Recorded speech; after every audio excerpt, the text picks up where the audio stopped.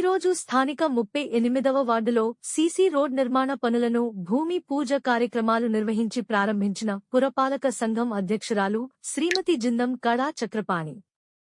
ఈ సందర్భంగా పురపాలక సంఘ అధ్యక్షురాలు శ్రీమతి జిందం కళ చక్రపాణి మాట్లాడుతూ, ఏ ప్రాంతానికైనా ఆ ప్రాంతం యొక్క రోడ్లు ఆ ప్రాంత అభివృద్ధి సూచికలుగా నిలుస్తాయి. సహజంగా ఒక ప్రాంత అభివృద్ధికి ఒక ప్రాంతాన్ని ఇంకో ప్రాంతాన్ని కలుపుతూ ప్రజల రోజు వారి రవాణా సౌకర్యాలకు మంచి రోడ్లు ఎంతైనా అవసరం అని అన్నారు.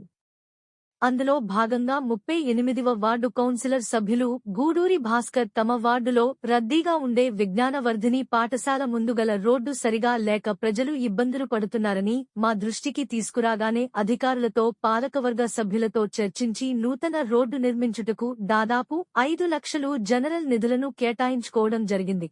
అందులో భాగంగా ఈరోజు ఈ సీసీ రోడ్ నిర్మాణ పనులను ప్రారంభించడం జరిగిందని అన్నారు.